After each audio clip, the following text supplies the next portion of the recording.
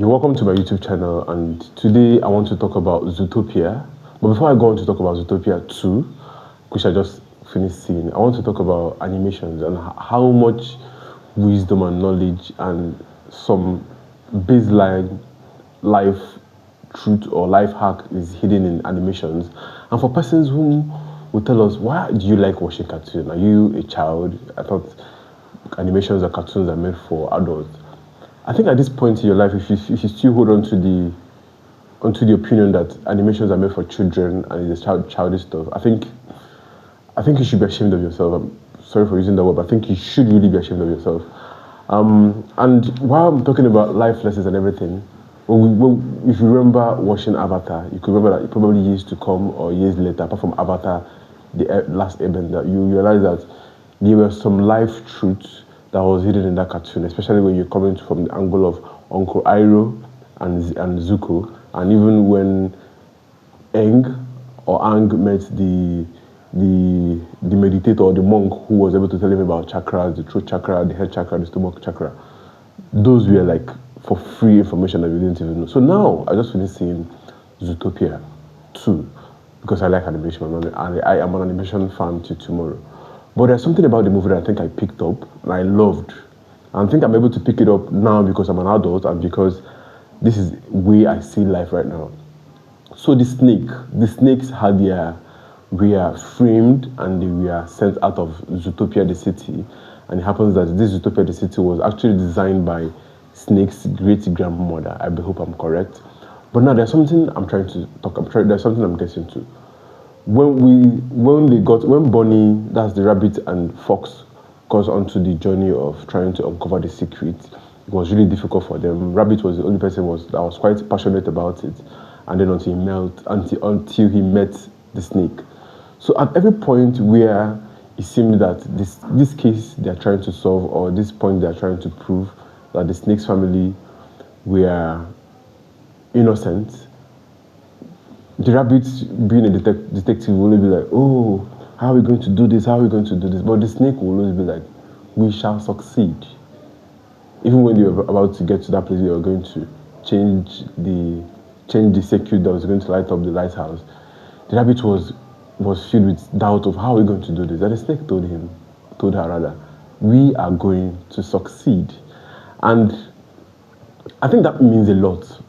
Right now, for me as an adult, whom have seen how the power of what positive thinking can do to you as a person, or how positive thinking can help you reach your goals as a person, as long as you have a definite goal in mind, and as long as you're able to move on to that particular goal and do the things you want to do, that goal is going to be realizable. Because at that point, it was Snake, the person whose family needs to be exonerated and whose family needs to be proven that they're innocent, is the snake.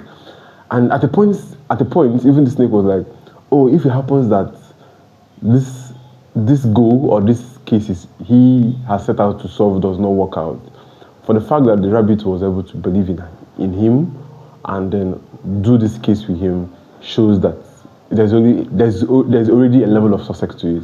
And then even to the point where what's his name, Poppert, betrayed them and then stung the rabbit with a venom with the snake's venom, and then left the snake out in the cold to die, and then left out to go and kill the fox. The snake kept on telling the rabbit, even while the snake was shivering and I was almost at the point of death, that we shall succeed. I don't know if you get what I mean. You probably might need to go back to the movie and watch it again. He kept on saying, or he kept on affirming, we shall succeed. And then it wasn't a scatter succeed, it was a succeed of, we are going to exonerate my family, and my family, the snakes, are going to come back, and we are going to be proven innocent. He kept on saying it, even when the odds were not in his favor, in any way.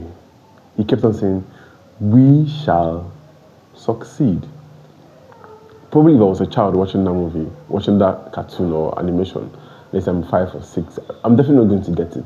Understand? I'm definitely going to be like, oh, the snake just jumped, the rabbit, oh, I'm going to be occupied with the things that I'm not meant to be occupied with. But I think that's one thing I found about animations.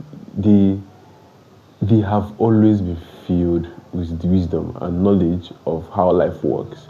And I don't know who you are. This is actually for me, to be honest with you. And I don't know who you are, I don't know where you're watching me from. But have it in mind that you shall succeed.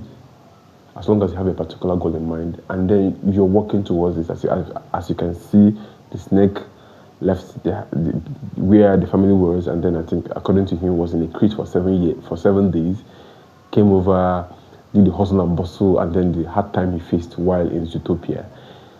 He knew he was going to succeed. So, in a case of, oh, go lie down on the bed, and then you're thinking about it without doing anything, you might not succeed. Understand? That's a different ballgame. But when you have it in mind, and then you have your goal in mind, and even without every doubt, you know that you shall succeed. Trust me, you shall succeed. Honestly, you will succeed. You need to succeed. So, for persons, this boils down to summary. First, persons who say that animations are childish and conveys no particular meaning or message. I think that has been proven over time with so many animations that that's a lie. And then also, please remember to have a positive thinking, a positive outlook to life.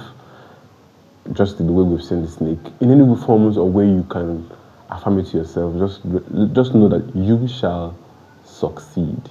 And then you should also let the realities around you or the persons around you to dictate, oh, are we going to succeed or not? Just know you're going to succeed.